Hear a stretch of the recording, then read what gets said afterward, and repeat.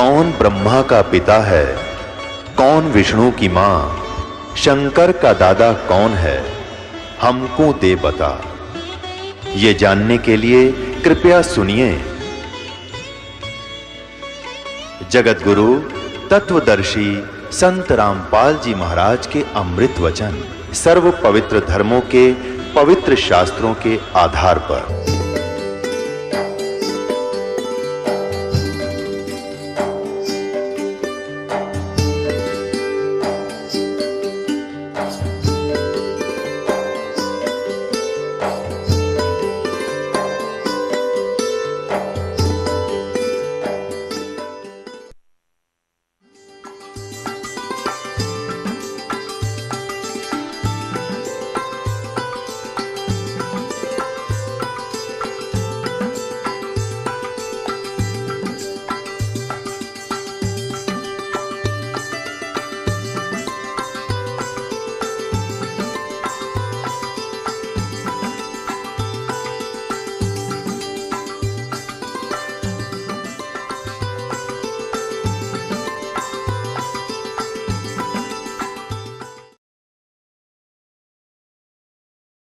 चार मुक्ति झां चंपी करती माया हो रही दासी।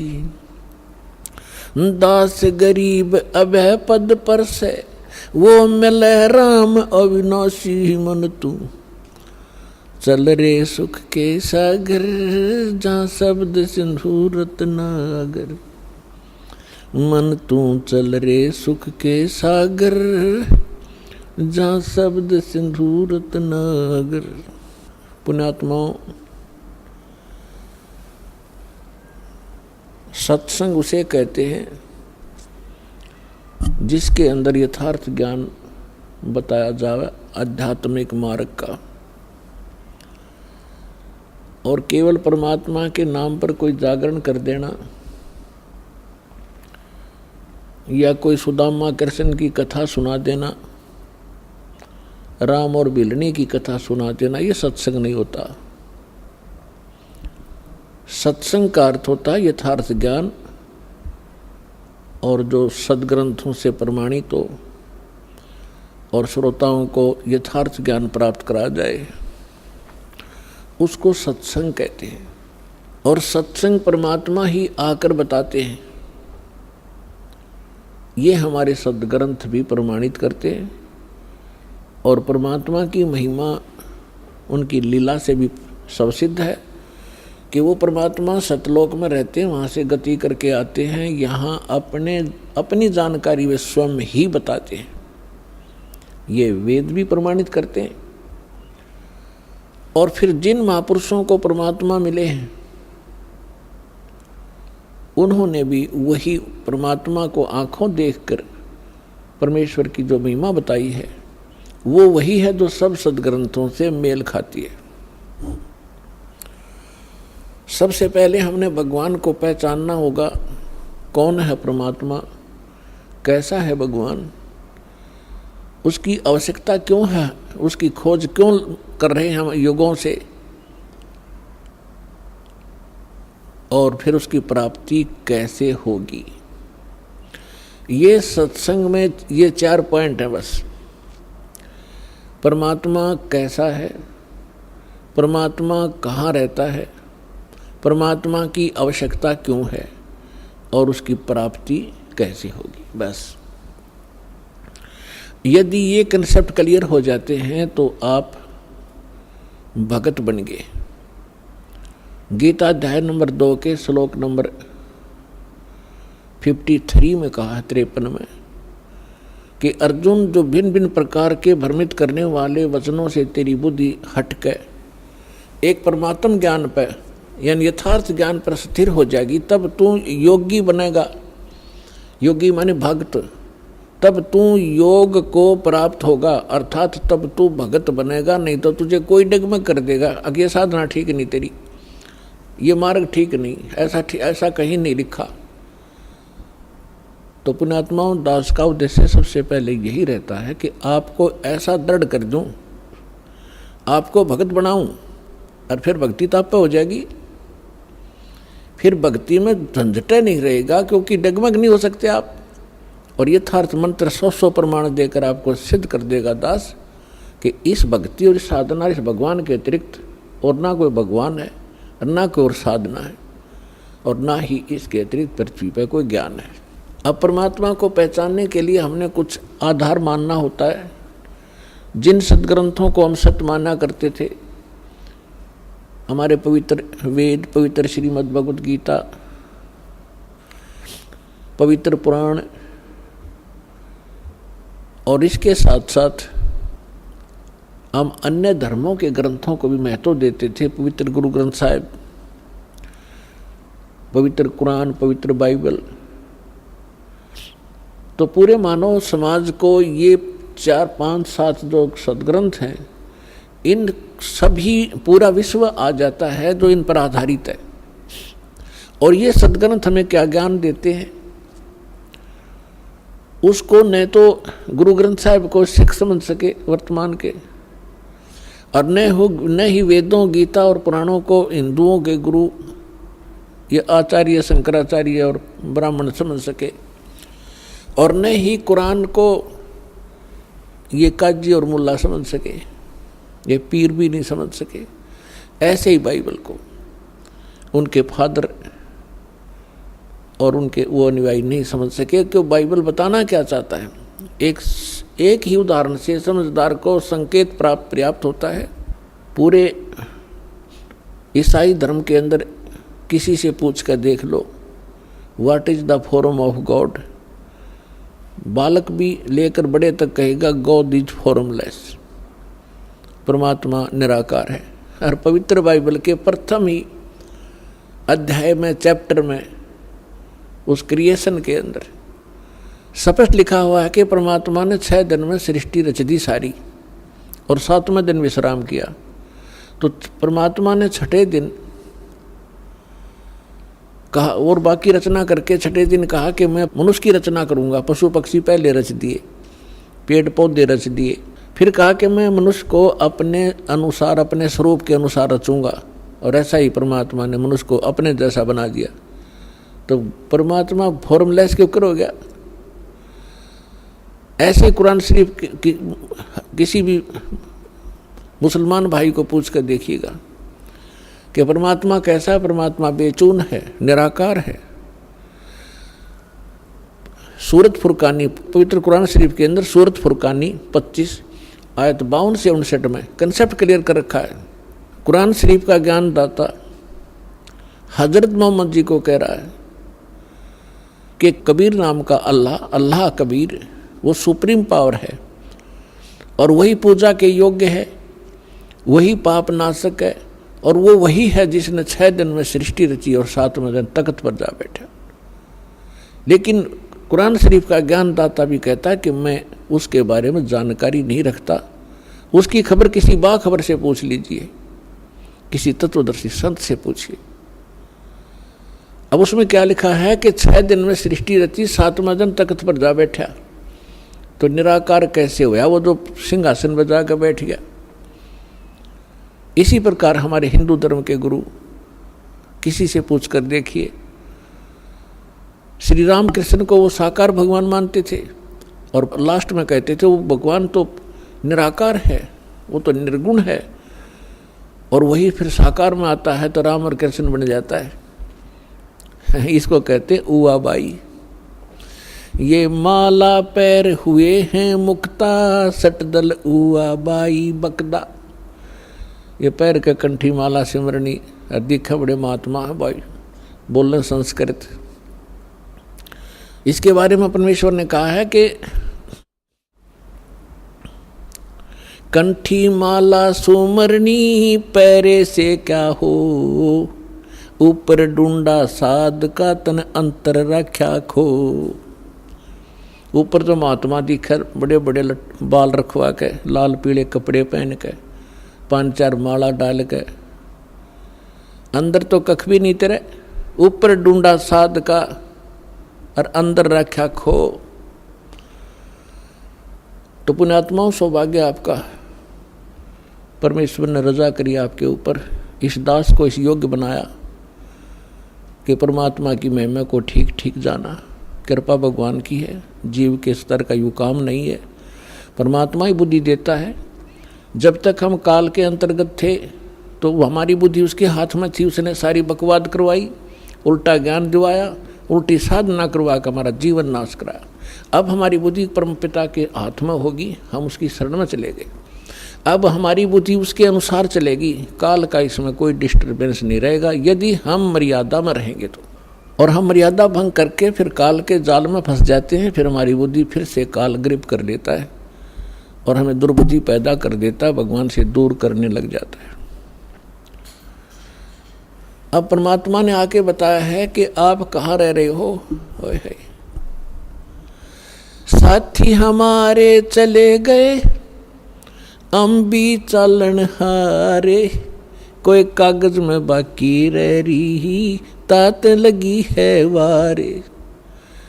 जो मृत्यु को प्राप्त हो गए, हम शोक व्यक्त करने जाते हैं और कारण बताते हैं वहाँ के लोग कि बीमार था या दुर्घटनाग्रस्त हो गया, ऐसे मर गया, हार्ट अटैक हो गया, और हम सोचते हम अभी नहीं मरेंगे।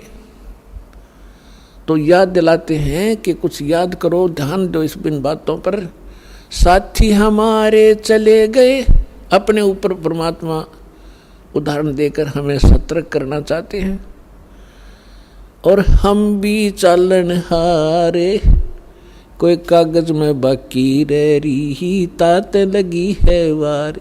जब वह कागज पूरा होगा, समय पूरा होते ही 1 सेकंड नहीं लगेगा आपका, चाहे कितना कंपलसरी काम शेष रह गया हो। तो यहाँ परमात्मा बताते हैं, अगम निगम को खोज ले, बुद्धि विवेक विचारे, उदय अस्त का राज मिले है, तो बिन नाम बिगारे। ओए होए पुणात्माओं, ये अमृत वचन आपने सपने में भी ना सुने होंगे। जो ज्ञान, जिसको ज्ञान कहते हैं, जिसको तत्व ज्ञान कहते हैं, जो आत्मा को झंझोड़ के रख देगा आपकी को। कहाँ डले ढो रहे थे, किस लिए सारा जीवन नष्ट कर रहे हैं हम, अब पता चलेगा हमारा उद्देश्य क्या था इस मनुष्य जीवन का। हम यहाँ एक छोटा सा MP MLA बन जावा, धरती तोल देते, और मंत्री, मुख्यमंत्री, प्रधानमंत्री बन जाए तो पता नहीं क्या उपलब्धि मान ली हमने। ये हमारी बाल बुद्धि है। जब हम परमात्मा के इस तत्व ज्ञान से इसको तोलेंगे तो हमें पता चलेगा वो तो 0 व्यक्ति हैं जो प्रधानमंत्री बने बैठे और भक्ति नहीं करते, साधना नहीं कर रहे, सत्साधना नहीं करते। उसके लिए उदाहरण दिया है कि अगम निगम को खोज ले। भविष्य, ये जीवन इतना ही नहीं है, जन्मना और मरना, इसके बाद भी कुछ और होगा, उसकी जानकारी परमात्मा बताते हैं, संत बताते हैं, उस परमात्मा से प्राप्त ज्ञान के आधार से। अगम निगम को खोज ले, बुद्धि विवेक विचार, और उदय अस्त का राज मिले, तो बिन नाम बिगार। बिगार किसे कहते थे? अपनात्मा राजा बनता है, या कोई धनी व्यक्ति है, या कोई मंत्री, MLA, IAS IPS डॉक्टर, या कोई फैक्ट्री मालिक है, ये पिछले जन्म जन्मांतर के शुभ कर्मों का परिणाम है उनका। और ये शुभ कब किए थे? किसी जन्म में उसने भक्ति करी थी, दान किया था, और वो संग्रहित पुण्य आज उसको प्राप्त है।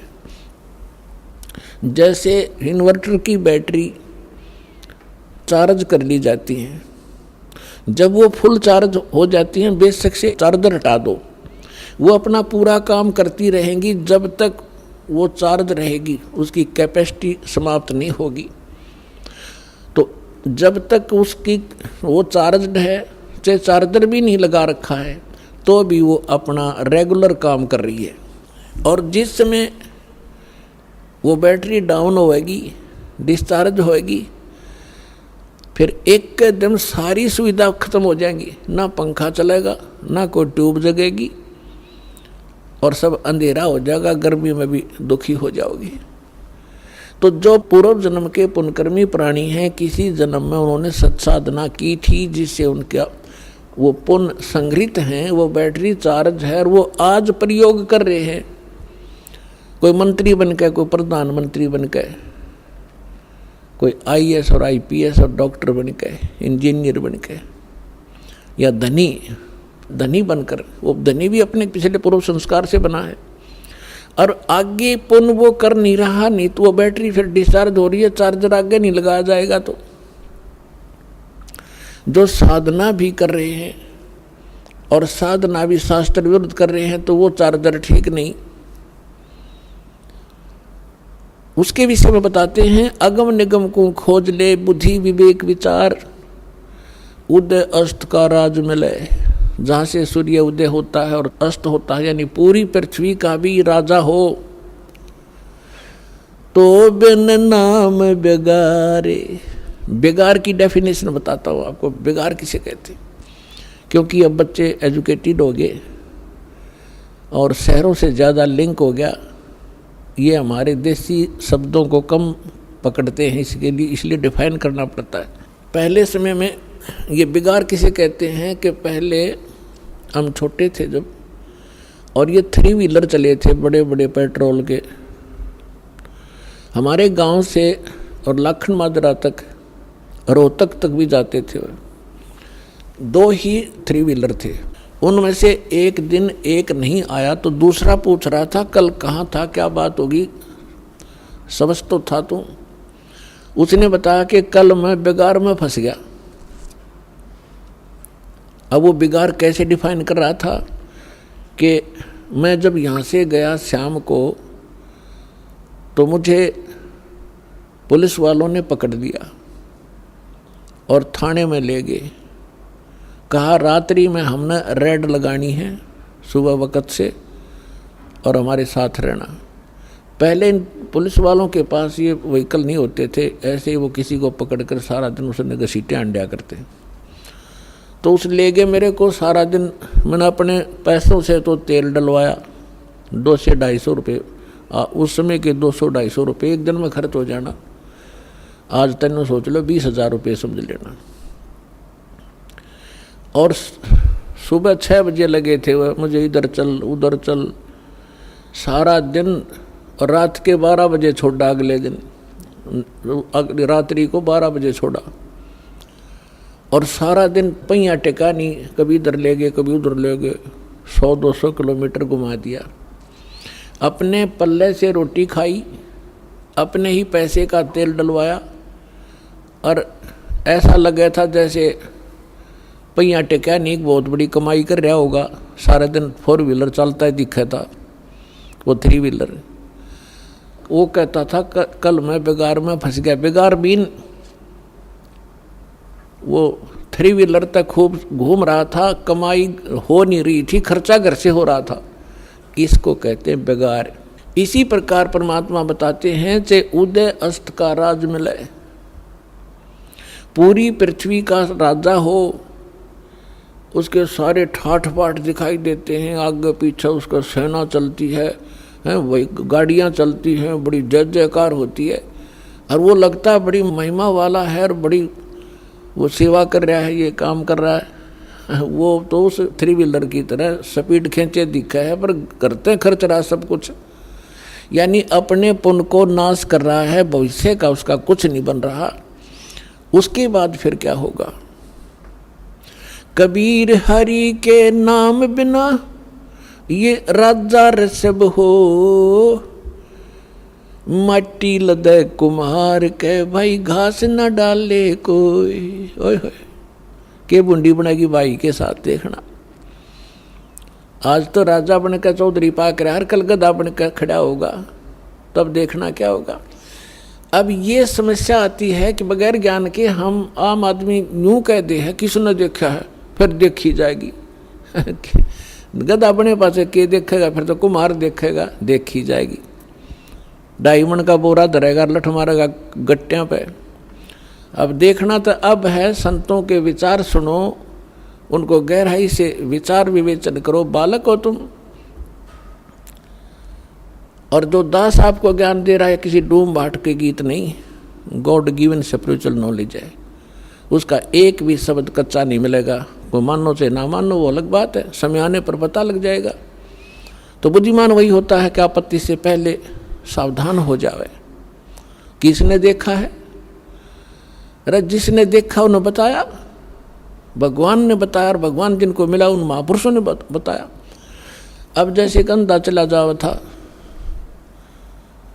उससे किसी ने पूछा कहाँ जा रहे हो सूरदास? कि मैं बाग में जा रहा हूँ। और वो जा रहा था भयंकर बियाबान जंगल की ओर।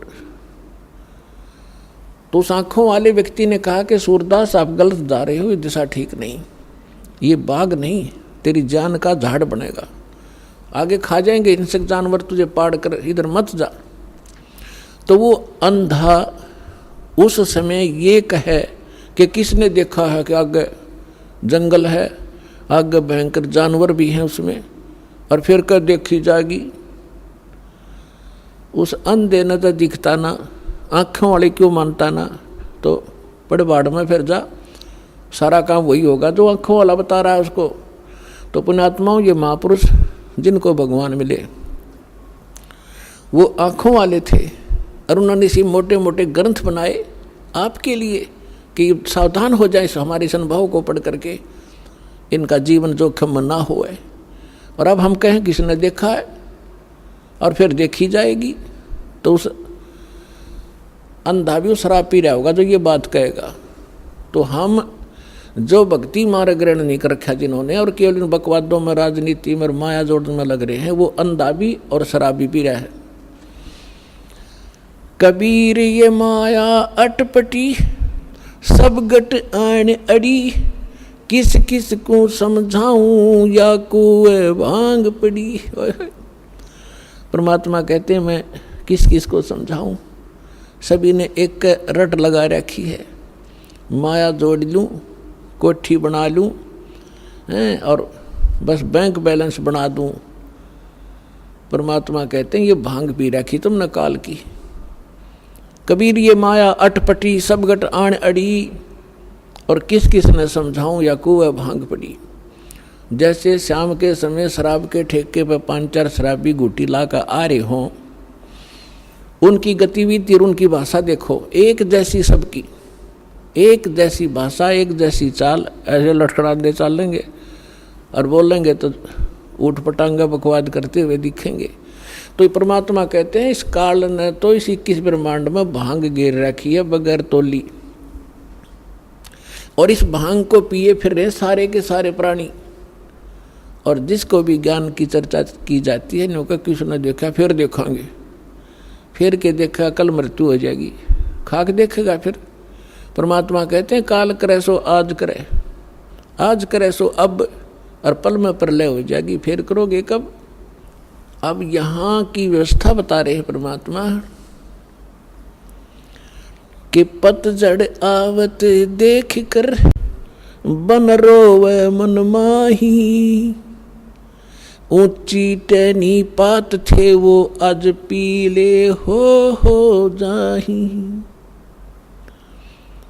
पात जड़नता यूं कहे सुन भई तरवर राय, अब के बिछुड़े नहीं मिले न जाने कहाँ गिरेंगे जाए। तरवर कहता पात से सुनो पात एक बात, यहाँ की याहे रीति है एक आवत एक जात। पुण्यात्माओं, परमात्मा ने ना जाने कितने उदाहरण दे दे के हमारी यह भांग उतारनी चाहिए। अब क्या प्रमाण देते हैं कि जैसे पतझड़ के दौरान सभी वृक्षों के पत्ते पीले होकर झड़ना शुरू हो जाते हैं और सभी गिर जाते हैं, और तुरंत ही कोपल फूट आती हैं, और 10, 15, 20 दिन में वो फिर पत्ते बनकर 1 वर्ष वो फड़फड़ करके मस्ती मार लेते हैं, और फिर बीच में भी आंधी तूफान से टूट जाते हैं, और समय आने पर तो सब ने गिरना ही गिरना है। तो यहाँ परमात्मा याद दिलाते हैं कि पतझड़ आवत देख के जब प्रलय होगी, सभी विनाश में आएंगे, तो यहां बता रहे हैं पतझड़ आवत देख के बन रोवे मन माही, ये ऊंची टहनी पात थे आज पीले हो जाही। अब जैसे हम बूढ़े हो गए, हमारे सफेद बाल हो गए, सफेद बाल हो गए तो ये समझ लो टिकट कटन वाली है, कट जायु कर दे। तो इसलिए ये प्रमाणित हो गया है कि अब अपनी तैयारी पकड़, भक्ति कर। फिर क्या बताते हैं कि पात झड़नता यूं कहे सुन भई तरवर राय। अब जैसे कोई बड़े पूरे परिवार में कोई सदस्य बीमार हो जाता है, रोगी हो गया, असाध्य रोग हो गया, और डॉक्टर ने बता दिया 10 दिन का मेहमान है या 1 महीने का मेहमान है, उस समय उसकी क्या स्थिति होती है? रिलेटिव आकर इकट्ठे होने लग जाते हैं, परिवार के सदस्य भी आसपास बैठ जाते हैं। तब वो खुद सोचता है कि अब के बनेगी, मेरे साथ कहाँ जाऊंगा। तो यहाँ उदाहरण दे रहे परमात्मा के पात जड़नता यूं कहे सुन भई तरवर राय। हे वृक्ष, यानी वृक्ष समझो एक परिवार, एक पत्ता टूट कर जा रहा है वो सदस्य परिवार का, और वो खुद कह रहा है कि ना जाने कहाँ गिरेंगे जाए, अब के बिछड़े फिर नहीं मिलेंगे, ना जाने कहाँ गिरेंगे जाए। तो फिर जो कुल के लोग बैठे होते हैं वो एक सांत्वना दिलाते हैं और क्या कहते हैं, भाई यहाँ तो सब नहीं मरना है, ना कोई रहा 2 दिन आगे पीछे भी ये तो सब नहीं जाना है, परमात्मा का विधान है, चिंता ना कर, जो होनी थी होगी। बस इतना संतोष देकर हम उसका दिल डांटते हैं। ऐसे ही उदाहरण दे रहे परमात्मा कि वृक्ष कह रहा है,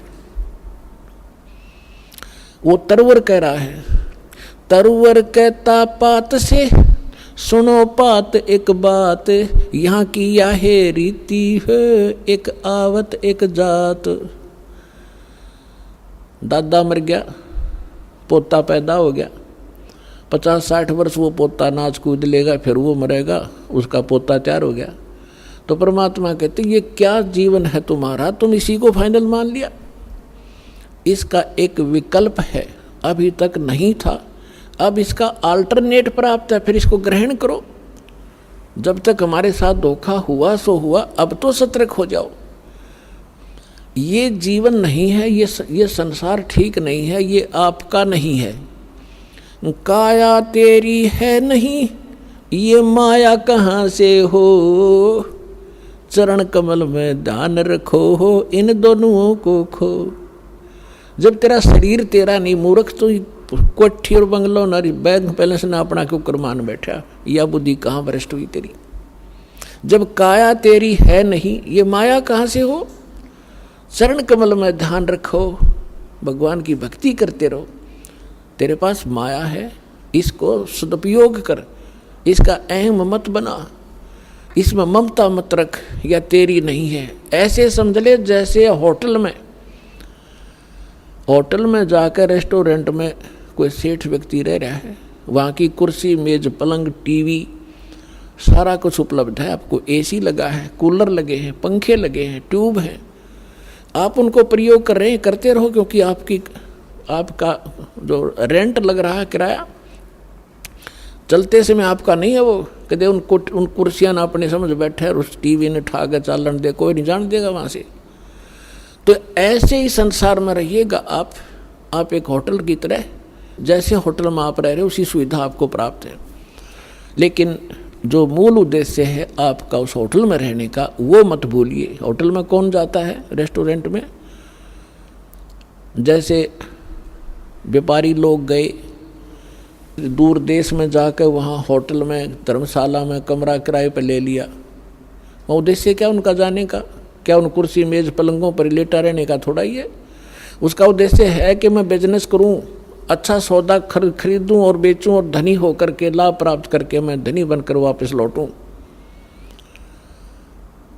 तो जो सेठ साहूकार जो पूंजी लेकर गया था, उस पूंजी से उसने सौदा किया और दुगने तिगने चुगने करके अपने घर पे आ गया, तो साहूकार कलाया और उसका दूसरा साथी उतने पैसे पूंजी लेकर गया था, वो सारा दिन मस्ती मारता रहा, घुटी छुटी लावर सो जावे, और उन सारे सोफे और पलंग को अपना मान बैठा हो नशे में। जब उसकी पूंजी नष्ट हुई, जो ले गया था सौदा करने के लिए, तो उसके बाद उसको धक्के मारकर बाहर निकाल दिया गया रेस्टोरेंट से, क्योंकि वो कंगाल हो गया। और जो उद्देश्य लेकर गया था वो किया नहीं, तो वो फिर मजदूर लगता है आके किसी साहूकार के। इसके विषय में परमात्मा हमें याद दिलाते हैं, ये सौदा फिर नाही संतो, यो सौदा फिर नाही, ये सौदा फिर नाही रे संतो, यो सौदा फिर नाही। लोहे जैसा ताव जात है, लोहे जैसा ताव जात है, काया दे सराही रे संतो, यो सौदा फिर नाही। तीन लोक और भवन चतुर्दश, तीन लोक और भवन चतुर्दश, सब जग सौदे आही रे संतो, यो सौदा फिर नाही, ये सौदा फिर नाही रे संतो, यो सौदा फिर नाही। दुगने तिगने किए चौगने, दुगने तिगने किए चौगने, और किन्हू मूल गवाई रे संतो, यो सौदा फिर नाही, यो सौदा फिर नाही रे संतो, यो सौदा फिर नाही। यो दम टूटे पिंडा फूटे, ये दम टूटे पिंडा फूटे, हो लेखा दरगाह माही रे संतो, यो सौदा फिर नाही, ये सौदा फिर नाही रे संतो, यो सौदा फिर नाही। जा दिन की मोए डरनी लागे, जा दिन की मोए डरनी लागे, लज्जा रे अकनाही रे संतो, यो सौदा फिर नाही, यो सौदा फिर नाही रे संतो, यो सौदा फिर नाही। फिर बताते हैं कि कुल परिवार तेरा सकल कबीला, पुर कुल परिवार तेरा सकल कबीला, मसलत एक ठराही रे संतो, यो सौदा फिर नाही। बांध पिंजड़ी आगे धर लिया, बांध पिंजड़ी आगे धर लिया, फिर मरहट में ले जाई रे संतो, यो सौदा फिर नाही, यो सौदा फिर नाही रे संतो, यो सौदा फिर नाही।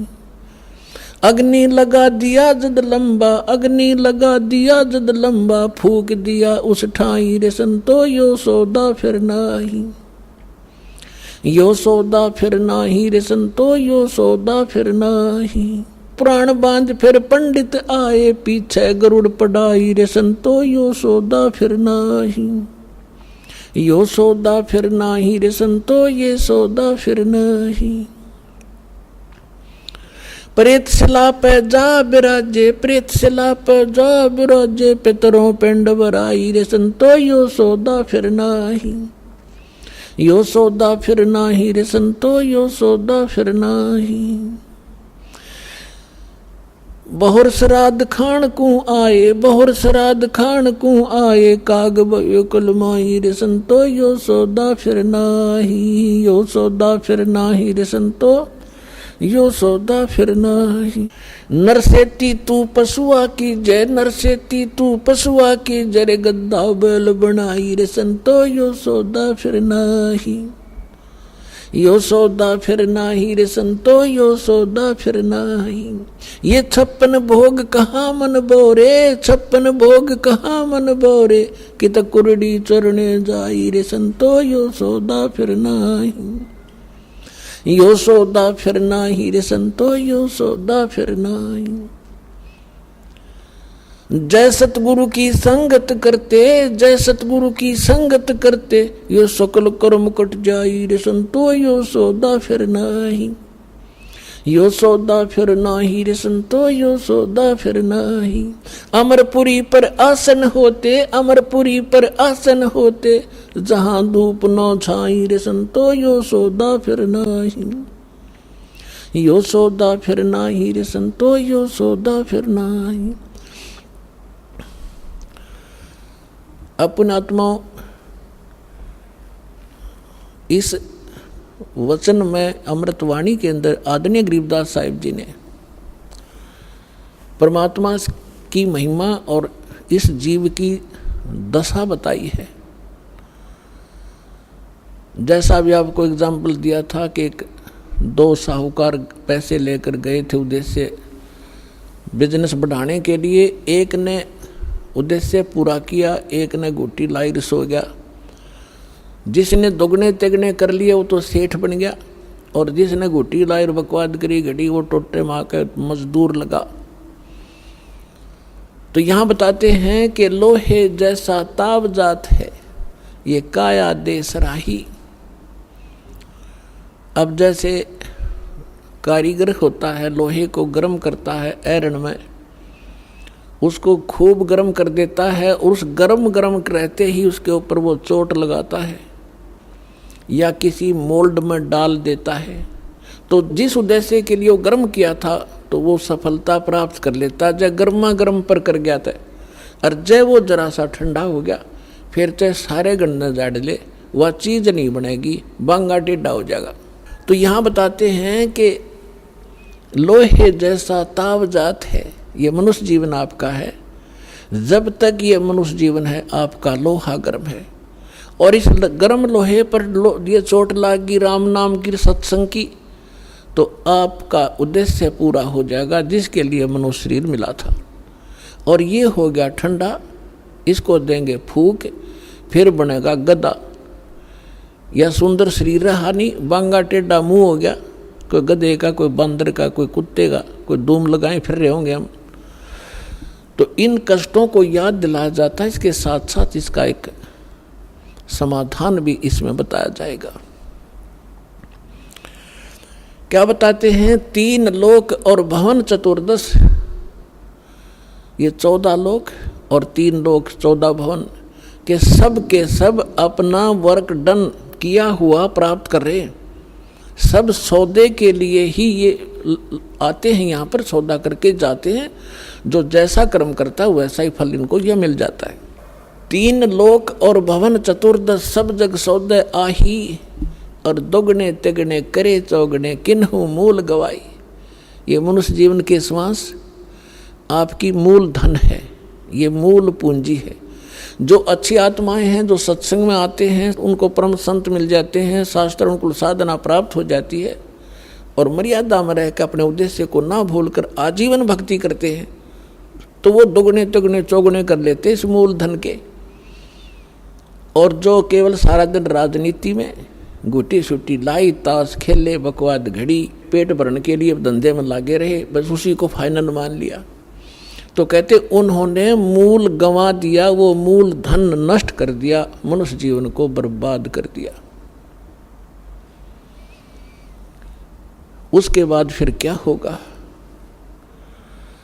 कहते हैं ये दम टूटे श्वास खत्म होंगे, ये शरीर नष्ट हो जाएगा, समाप्त होगा। फिर जीवात्मा तो ऊपर ले जाएंगे पकड़ कर यम के दूत, और पीछे से ये नकली धर्मगुरु हमारे इसकी क्रियाक्रम पर ला देंगे हमने, और वहाँ उसकी दुर्गति हो रही होगी ऊपर, या हम क्रियाक्रम करके उसकी गति की चिंता कर रहे होते हैं। क्या बताते हैं कि उस दरगाह में मार पड़ेगी, यम पकड़ेंगे बाहीं। जिन्होंने परम संत सतगुरु रूप में प्राप्त नहीं हुए, सत्साधना नहीं की, उनको यम के दूत पकड़ कर ले जाते हैं, और जिनको संत मिल गए सत्साधना कर रहे हैं उनको यम के दूत नहीं ले जाते, उनको जहाज में बिठाकर भगवान ले जाता है। कबीर साहब कहते हैं आए हैं सो जावेंगे ये राजा रंग फकीरे, एक सिंहासन चढ़ चले एक जूड़े जात जंजीरे। आने और जाने में बहुत अंतर रहेगा। कबीर साहब कहते हैं जो जन्मे हैं वो मृत्यु तो होगी। आए हैं सो जावेंगे राजा रंग फकीर, लेकिन राजा रंग जो भक्ति नहीं करते और फकीर साधक जो संत कर भक्ति करता है, उनके जाने में बहुत अंतर होगा। एक तो सिंहासन चढ़ चले विमान में बैठ कर जाएंगे, और एक बांध कर ले जाएंगे जिनको यम के दूत, तो बहुत अंतर हो गया। अब क्या बताते हैं कि कुल परिवार तेरा सकल कबीला मसलत एक ठहराई।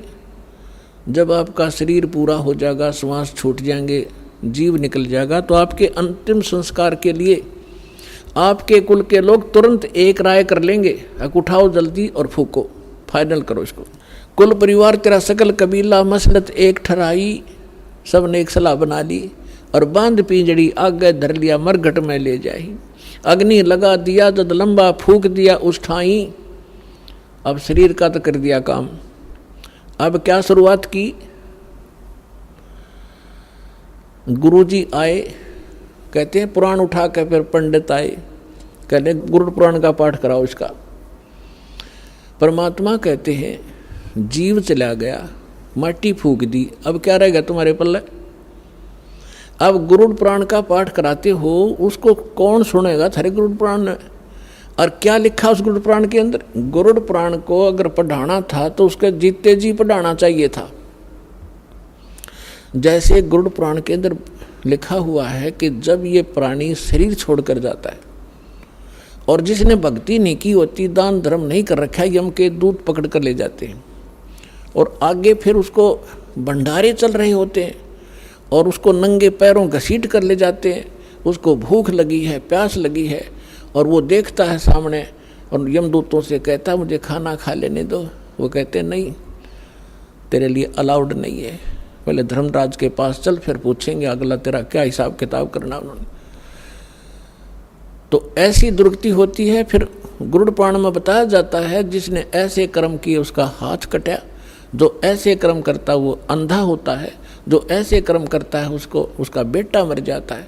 तो परमात्मा कबीर जी कहते हैं कि तुमने वो गुरु पुराण उसको पहले पढ़ाना चाहिए था, ताकि वो बुराइयां बचता और पाप कम करता, भगवान भज लेता, डरता। अब वो गदा बनने की तैयारी करे, तुम गुरु पुराण पढ़ाने लग रहे हो वहां पर, है सारे उल्टी रीति। अब क्या बताते हैं परमात्मा कि प्रेत सला पर जा बिराजे पितरों पिंड भराई और बोर श्राद्ध खान को आई, फिर काग भय कलमाई। अपनात्माओं, इन हमारे धर्म गुरुओं ने हमारे को सारी उल्टी पढ़ाई पढ़ा रखी है, जो कति हमारे भट्ठा बठान की। इन्होंने सदग्रंथ भी ढंग से नहीं समझे। अब देखो हमारे सदग्रंथ क्या है, जैसे जंगल है वन, और वन के अंदर हर तरह के पौधे होते हैं, हर तरह की बूटियां होती हैं, जो उसमें सबका वर्णन है, सबकी। जैसे कोई औषधियों की बुक है, उसमें प्रत्येक बूटी का डिफाइन कर रखा है, ये इसका ऐसा रंग है, ऐसे पत्ते हैं, इतनी हाइट होती है उसको, वो और काम किस में आती है वो भी लिखा होता है। तो उसमें ऐसी जड़ी बूटियाँ भी होती हैं जो हानिकारक भी होती हैं। तो इन्होंने हानिकारक सेलेक्ट कर रखी है इन ग्रंथों से, और इनमें और भी वर्णन कर रखा है कि ऐसा करने से सारा काम निमट जाएगा। वो उन्होंने हमारे को नहीं दिया, और वो अब हम ये दास देने जा रहा है आपको, पूरे समाज को। ये ग्रहण करो, जो शास्त्र अनुकूल साधना है, तुम्हारा भविष्य ठीक होगा। और यहाँ से जब जाओगे परमात्मा के विमान में बैठ कर जाओगे, ऐसी साधना दास आपको बता रहा है। अब जो प्रसंग चल रहा है कि कहते हैं अब यो आसौज का महीना आ गया। इस आसौज के महीने में इन्होंने 16 दिन सेलेक्ट कर रखे। 16 दिन सेलेक्ट कर लिए, मौस से लेकर पनवासी तक। अमावस्या भी साथ ले लेंगे और पूर्णमासी।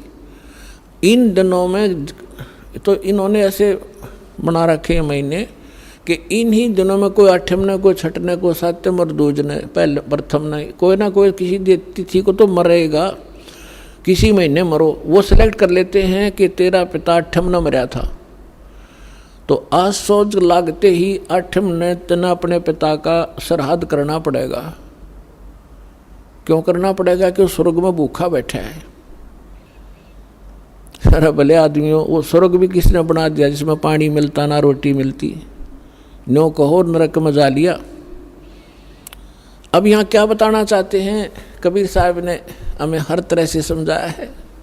रे भोली सी दुनिया सतगुरु बेन कैसे सरिया, रे भोली सी दुनिया सतगुरु बेन कैसे सरिया। अपने लला के बाल उतरवावे, देख के चीना लग जइया। अपने लला के बाल उतरवावे, देख के चीना लग जइया। एक बकरी का बच्चा लेके उसका गला कटैया, रे भोली सी दुनिया। सतगुरु बेन कैसे सरिया, रे भोली सी दुनिया। अब सतगुरु बिना ये निर्णय कौन करे तुम्हारे को। बुढ़िया लेकर जाओगी गुड़गांव माड़ी पे अपने पुत्र वधू नर पोते ने। वहाँ एक नाई बैठा होता है और हमारे गलत धारणा पैदा कर रखी है कि ये पहले बाल वहाँ कटवाओ अपने इष्ट दाम पे। और वो नाई जब बार 5 रुपया में बाल कटते होंगे ना, वो 20 मांगेगा, क्योंकि उसने पता है मजबूरी में यहाँ पे देंगे। सबको जल्दी होती है। तो बुढ़िया कहेगी नाई के ने ले बे नाई के मेरे पोते के बाल तार दे, माता के चढ़ाऊंगी। अब वो नाई लागे पिनान कैची ने जल्दी क्यों ना घने काटने हो ना उस दिन तक। तो बुढ़िया ने कहेगी रे ध्यान ते काचा सिर से मेरे लला का, कहते कैंची लाग जाए बेटा दर्द होगा इसके। अब परमात्मा कहते हैं अपने लला के बाल उतरवावे, देख कैंची ना लग जइया। एक बकरी का बच्चा लेके उसका गला कटैया, रे भोली सी दुनिया। एक बकरी का बच्चा लेकर बलि चढ़वा दिया, वो किसी का बालक ही नहीं था। अब पुण्यात्माओं, अब बच्चे नहीं हो आप, बुद्धिमान समाज है, सदग्रंथ हमारे पास हैं। इस तराजू से तोल के देखियो तत्व ज्ञान से और पुरानी साधनाओं को। अब वो के करेगी माई, नाई के ने काट दिए बाल किते दे दिए उसके हाथ में, ले बुढ़िया जाकर चढ़ाओगी मंदिर में बैठा पुजारी उसने उठाओगा और कट्टे में ठोक देगा, और सांझ ने उस बोरी ने कुर्डियाँ पे फेंक देगा बाड़ा ने, और गुना बैंक में जमा कराओगा। वो उसने बाहर ही फेंकने, आप कटवा के कितना डालो, इसमें कोई बात हुई है। तो ये हमारे को डर पैदा कर रखा था। कहते देवी रूस जा, तुम्हारा ईष्ट रुष्ट हो जा। अब क्या बताते हैं परमात्मा,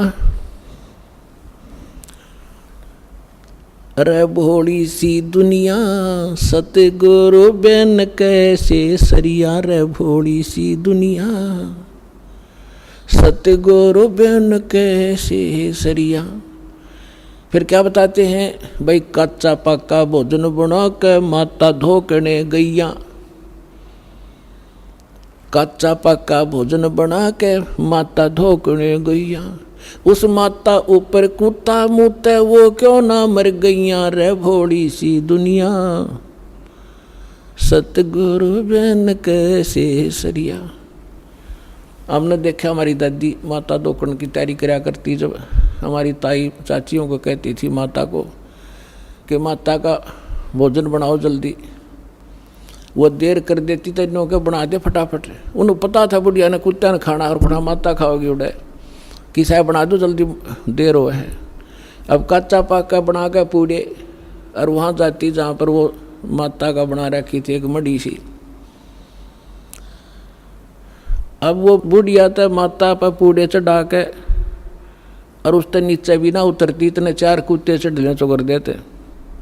माता के उसे डिनर ने खावे और चलते हैं उसको प्रमुख काम है वो माता के सिर पर।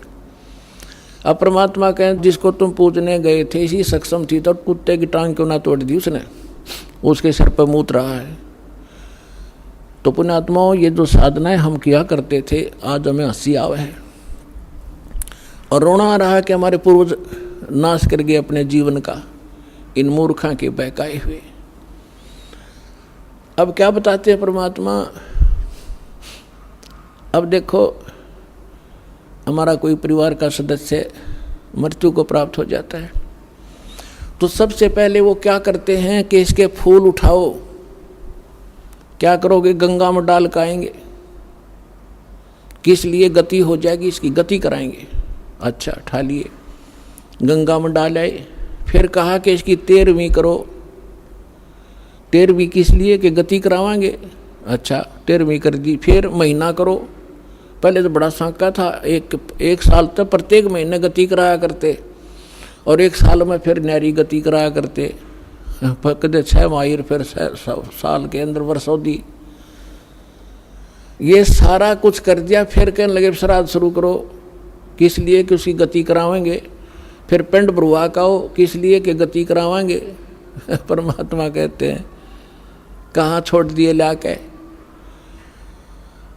अब क्या बताते हैं, जैसे सरहदी बावेंगे, हमने सब ने पता, अपने भी पता, हमने भी खूब ये डले डो रखे हैं।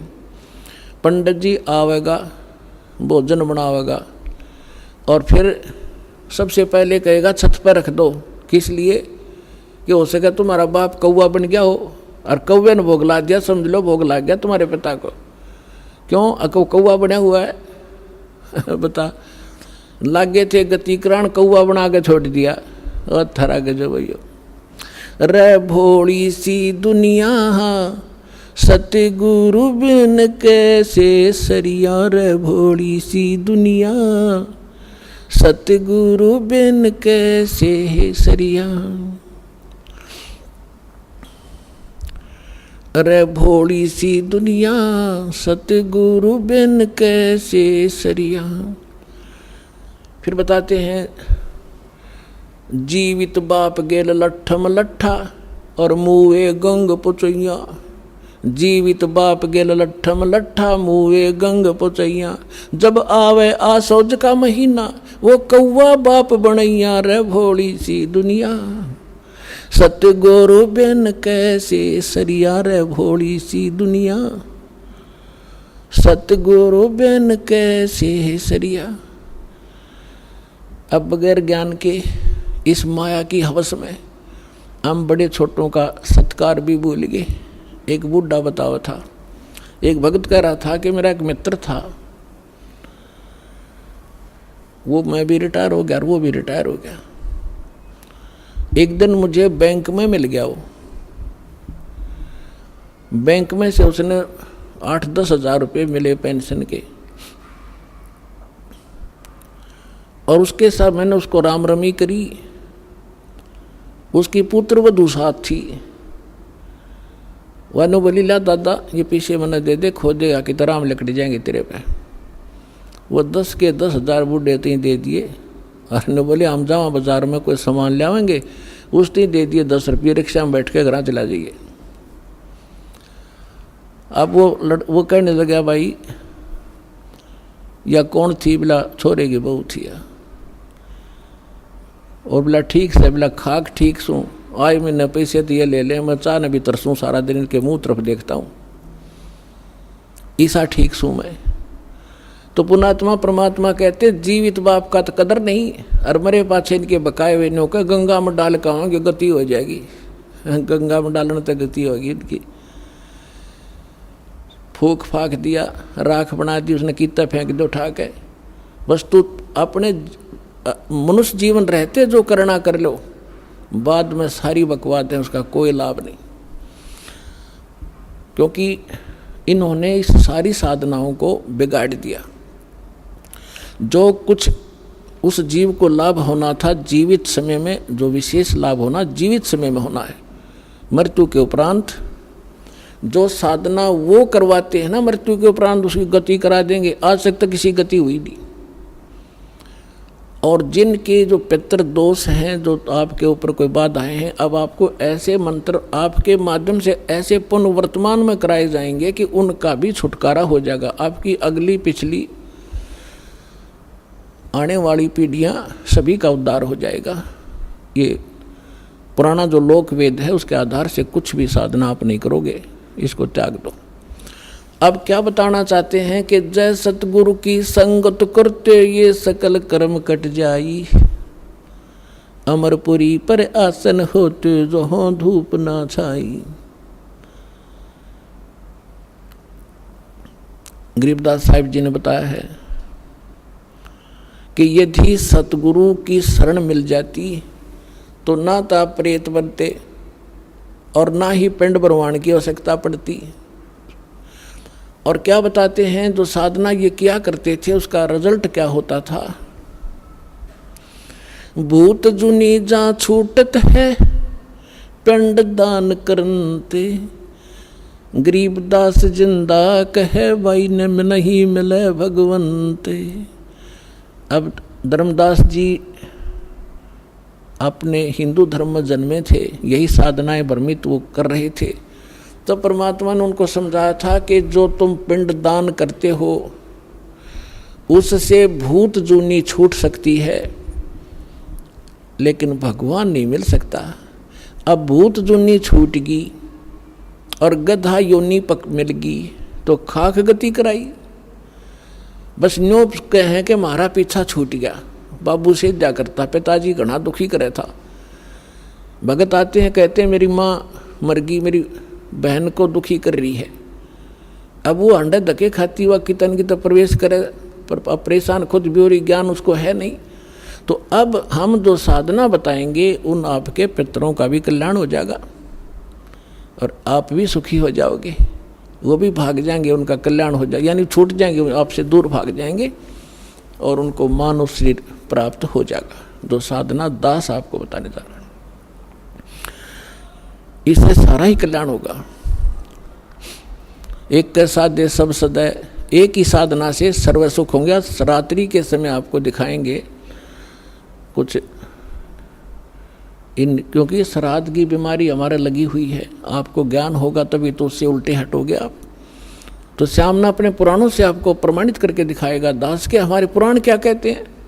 अरे ये मूर्ख हमें अभी तक मूर्ख बना रहे हैं, एजुकेटेड व्यक्तियों को भी, क्योंकि हमारा इधर ध्यान को नहीं गया इस मार्ग पर जो सबसे कीमती मनुष्य जीवन का जो पहलू था ये भक्ति, इसको तो हमने एक सेकेंडरी थिंग मान रखा है। अगर देख लेंगे कभी समय मिला, 1 साल में 6 महीने में जाए आवांगे कि तय इस धाम पर माथा टेक आवांगे, तिलक लुआ आवांगे, 10 रुपये चढ़वा आवांगे बस।